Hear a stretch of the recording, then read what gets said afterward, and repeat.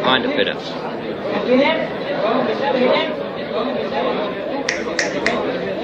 In a thin blouse.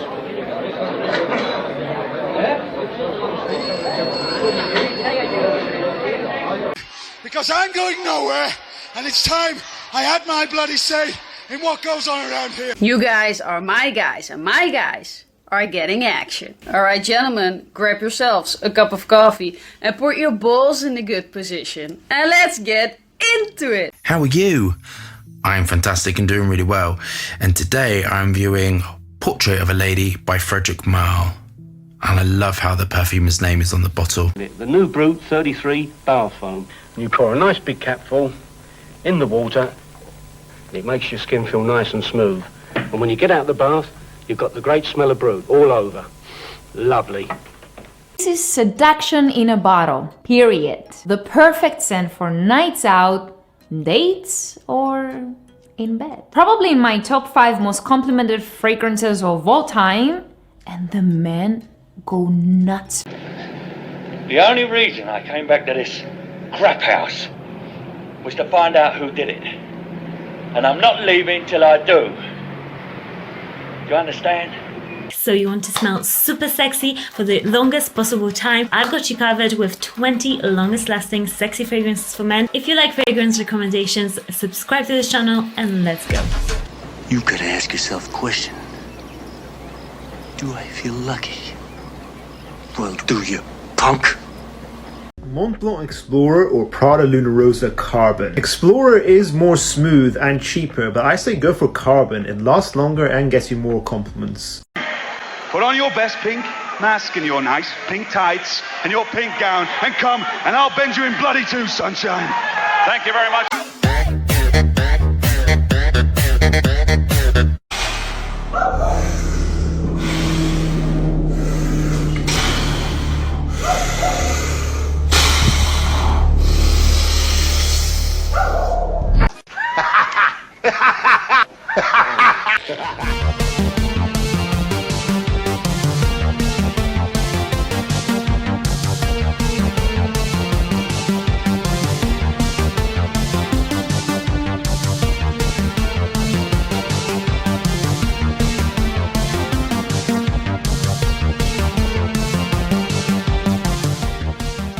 Guys, if you're enjoying the video, if you think I offer something a little bit different, please do subscribe.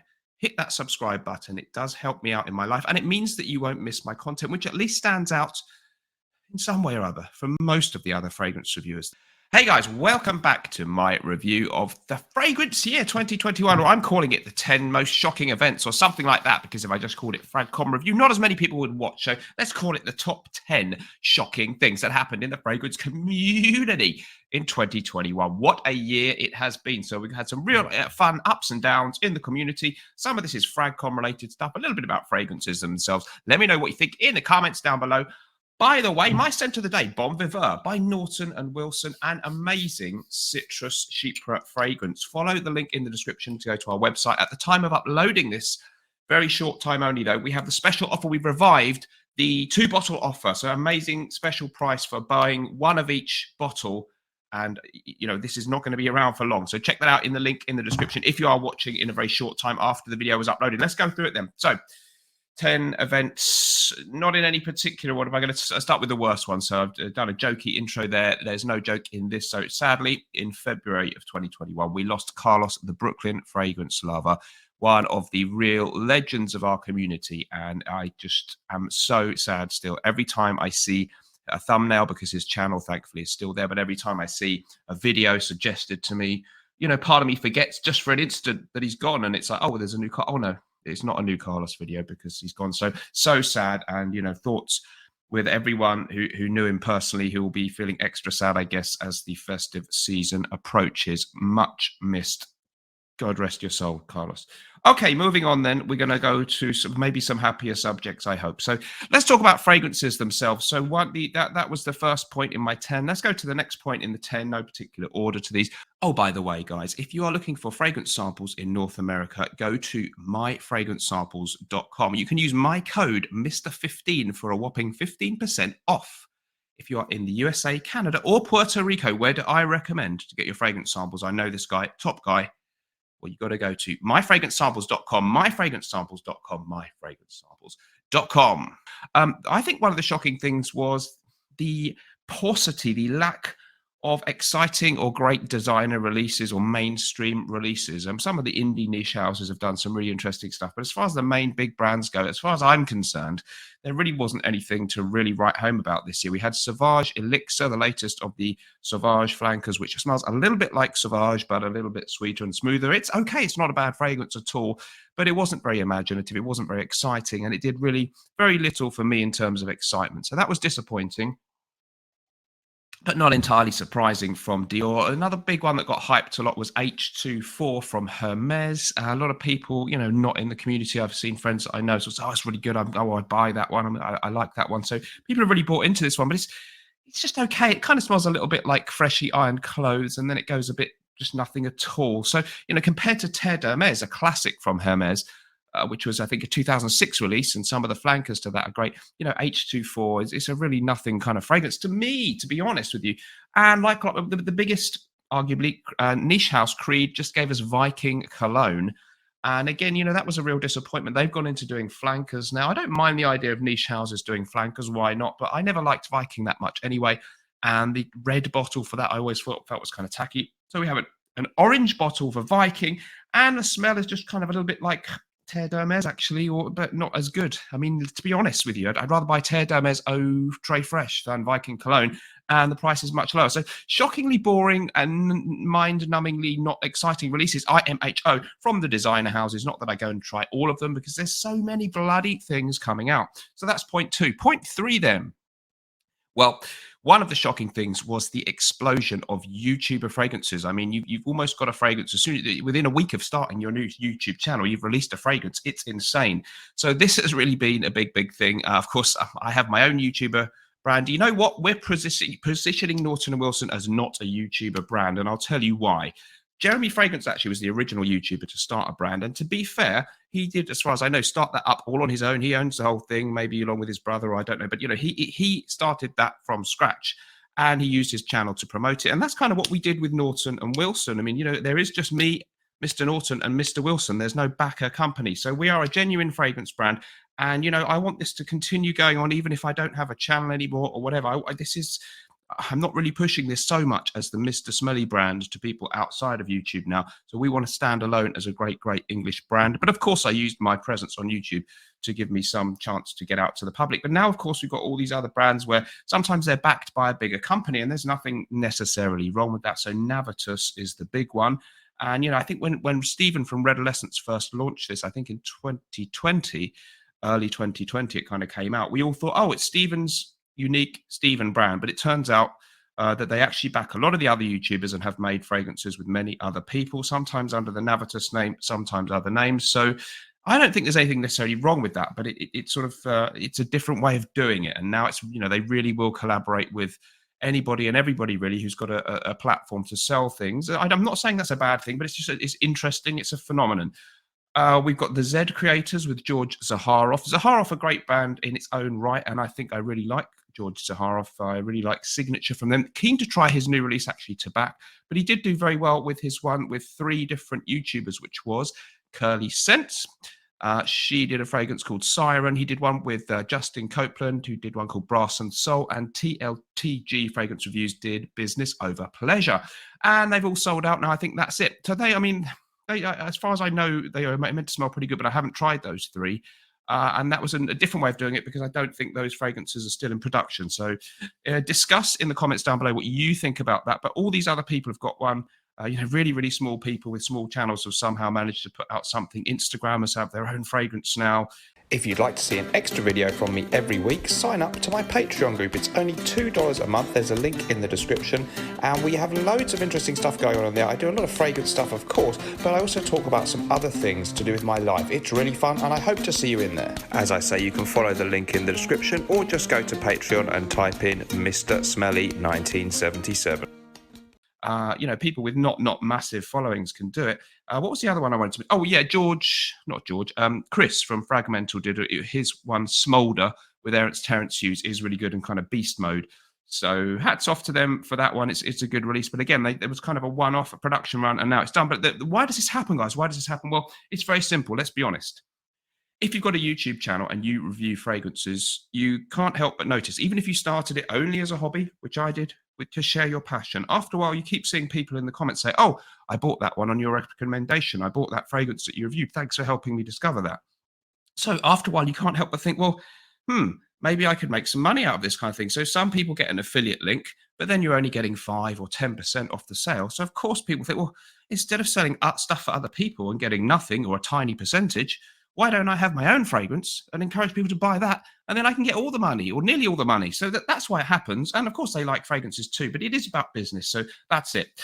So don't despair, folks. There are still some other unique brands, the Viking and some of the other mainstream releases I wasn't excited about. But there are still loads of really interesting non-YouTube related brands. Papillon in the UK, 4160 Tuesdays, Zoologist in Canada, Meleg perfumes in Canada as well. Rogue Perfumery, I like Bortnikov. Fantastic perfumer, amazing niche artisanal stuff. Francesca Bianchi, fantastic perfumer. Gallivant Perfumes just released a really nice one. Naples. I'm sorry, now that I've said some, I'm going to leave some out. So there's loads of really good brands out there that are not YouTuber brands, that are artisanal, indie, niche. We'll see what happens next. Moving on then, the next point, I think this is point 4 or something. I don't know, I'm losing track of the numbers. I'm going to title this bullet point, Femdom Fragcom. Femdom Fragcom. We are in the era of the Femdom Fragcom. What do I mean by that? Well, the news is, guys, 2021 was the year in which female reviewers kind of took over or began to really assert their control, their domination over the world of YouTube fragrance videos, mainly watched and consumed by men. So Jeremy Fragrance still the #1 reviewer with 1.63 million subscribers, but he's been going a long time. But now there are several other reviewers who get comparable views per video. Top of the league, probably, Curly Fragrance. She has 76.4 thousand subscribers, despite only starting, 18 months ago or something like that. She's absolutely exploded, as have some of her male viewers while watching the videos that she does with Miss Fretch. And some people are calling what she does, or what people like her do, simp milking. So they're basically marketing videos all based around the idea of compliments or making girls want you, get the chicks. I don't know who kind of clicks on this stuff, or, well, I guess we can guess it's youngish men. Are they really thinking it's that simple? I don't know. I don't know how much of the audience is that silly. There is a lot of fun in what she does and the way she presents it. And I like what she does. It's great. It's different from what I do. It's not aimed at people like me. It's refreshing. It's different. But it's obviously something, if you're a hardcore fragrance aficionado, that you may not find to your taste, but it's very interesting. Monica Chiok, similar kind of thing. Loads of videos about sexy, make her want you, hot fragrances for date night, all that kind of stuff. She's in the UK. Monica Chiok, no disrespect to her, like her a lot. Curly Scents over in the States, again, 96,000 subscribers. Recent videos from these people, you've got 48,000 views on the latest Curly Scents one. Monica Chiok with her 85.7 thousand subscribers, 30,000 views on her video from just a couple of days ago. Big views. Demi Rawlings still doing great. Similar kind of numbers on some of the views on her video. She has 230k subscribers, and they are all, to some, I don't know to what extent, but to a large extent, watched by mainly men. Curly Fragrance admits her viewership is only 2% female. So are these guys simps? Are they dummies? I don't know, but it's interesting that this is now happening. If you want a video about compliments or how to get a hot chick, I'm using that term ironically, honest, why not watch a video where the person telling you that is a hot chick rather than a bloke? However, some of the male channels are holding their own. Gent Sense still on 270,000 subscribers, and his views are still comparable. But how long will that go on? Some of the other male channels, I feel their views are dropping. Couple of the other male reviewers looking at doing other types of channel on the side that I can't help thinking they're thinking maybe that will be my main thing in the long run, because I've exhausted this frag thing and the women are taking over. I think that's what is happening. Fragrance Apprentice is holding his own well. Here's some people who do it a different way. So Fragrance Apprentice, not desperately trying to chase the compliments type videos or get laid and all that, stupid stuff like that. And so, he gives a bit of an ironic commentary sometimes, a bit more of a negative view, but in a good, very knowledgeable way. So, he's not as big as these ladies though, but he's doing well. He overtook me in subscribers. Congratulations to him. But before long, as I told him it would happen, he was overtaken by School of Scent, who does much more mainstream, generic kind of content He does TikTok too. So let's see how all that goes. But I think, guys, if you're just doing these videos where you're saying, here's how to wear the right fragrance for a date night, here's how to make girls like you, I think the game's going to be up, and it could be a problem. Some of these male reviewers are going to have to be imaginative and do something creative or different. No offense, but looking at some of these people, I think that could be a problem for them.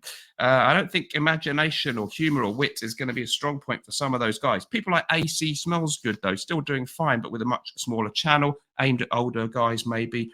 Definitely knows what he likes. You know, you can still have a respectable, good channel. Let's move on to some of the other points then. Let's go to, I've got my bullet points, my notes. I don't know if this is even 10. Drama. Oh, drama, yeah. Of course, we want some drama in the FragCon. Well, I'll highlight me as the main thing that happened this year. The shocking drama that happened this year was me and the top 10 sexiest reviewers video. So this didn't get huge views, like 10,000 or something, which is nothing massive. Big for me, but not huge. And it really upset a lot of people. They tried to cancel me. They said the video was creepy and disgusting. I love a bit of drama. It was good. It galvanized me. It galvanized my channel. It woke me up from a stupor of just plodding along doing okay videos. And I really fought back. I doubled down and I won. And I proved to them that the video wasn't really sexist. I was very respectful about the ladies that I said were sexy in the video. I didn't spend all my time talking about their physical appearance. I talked about a load of other stuff too. It was just a kind of a clickbait title, and the people who didn't get that and tried to get me cancelled were dummies. They ended up looking stupid, I'm afraid, to be frank with you. So that was interesting, and it galvanized me. From that, I decided to name myself the leader of the fragrance community. Then I decided, how would the leader of the fragrance community dress? A dictator. So he would dress a bit like a Russian or some kind of East European dictator, maybe, or maybe have a general's hat. But then he might be a little bit more flamboyant, dare I say, even camp, because it's the fragrance community, hence the sequin jackets. We'll see what happens with that. Sometimes I'm going back to more of a smart look now. So that was fun. I'm giving myself the main drama points there for this year. We love a bit of drama in FragCon. Why not? What's the problem? It's a community. People always argue. So the next thing on my little bullet point list, it says number 6 is live streaming. Just at the end of this year, this has started to take off a bit more. You Smells Good does a regular one. It's okay, but it's not that... well, and no disrespect to him, but it's very in-depth about fragrances. And the other main guy who comes on doesn't even show his face. So, you know, I think we could have something a little bit more interesting, and I'm trying to be that. There's going to be a bit more gossip on mine. I'm doing one every Friday, Saturday, and I think live streaming in any major community, like the watch community, I don't know, other ones in gaming, obviously, but things where there's a community, people like the interaction, the live interaction, and that's what we need in FragCon. And that's an alternative for those of us like me struggling to see, well, how do you make your channel interesting, relevant, when you can't compete with all these sexy ladies? So I think that is going to be a very, very interesting thing. What will happen with live streaming? Will more people do live stream fragrance stuff? I think there's a huge gap in the market for that. So that's my 6th point. 7th is the shocking unoriginality of male reviewers. So, well, I've kind of covered that actually already. So yeah, just saying, a lot of the male channels just don't have any response to the idea that now the formula of top 10 complemented fragrances doesn't work as well, maybe because there are ladies doing it, and people who want that kind of content would rather watch a woman tell us what they want than a geeky guy tell us what he thinks hot women might want. So that's the problem, and they haven't come up with much yet, most of them, but I kind of covered that. Next up, bikini reviewer. We have a bikini reviewer, and I saw it in the Eau de Jerks group, and that's a Reddit group which is really mean about people, kind of a troll group. And I thought this was a really interesting video. She reviewed Dossier fragrances. I have smelled different YSL perfumes before, but never this one. This one's Black Opium. Oh my god, this one smells so good. So like I said, I've never smelled this one before, but I wanted to try it because I have some other YSL fragrances. Unfortunately, that was just a one-off fragrance reviewer. She's not a dedicated fragrance reviewer. Other reviews have reviewed sex toys, including some kind of doll of a woman's torso. Very interesting. And she always does the reviews in a bikini and does bikini try-ons, but she did a fragrance review. So why hasn't anyone else done a proper, if someone did a proper bikini fragrance review channel, all in a bikini, they would clean up. It would be game over. Even Curly Fragrance and Miss Fresh couldn't compete with that. So it was shocking in a good way that we have a bikini fragrance review. I like it. What else have we got? ASMR, Cuddles. Okay, this wasn't really a highlight of the year, but Miami Cuddles did one of the first male ASMR fragrance reviews on his channel. This is called Comme des Garçons. sherbet, wintergreen. I love Comme des Garçons. Well, hats off to you for breaking that boundary. Interesting stuff. So that is nearly it. Last but not least, number 10. Well, the year ain't over yet. I'm doing this at the end of November. We've got 1 month left.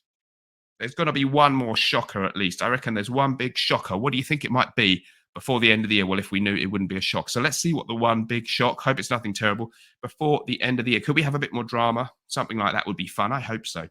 So guys, let me know what you think about that in the comments down below. Thank you so much for joining me. Remember the double offer on my fragrances there, naughtonandwilson.com, link in the description and in a comment. Whatever you're doing in life, let's project. And remember, sometimes life may stink, but we can always smell good. See you in the next one. Bye-bye.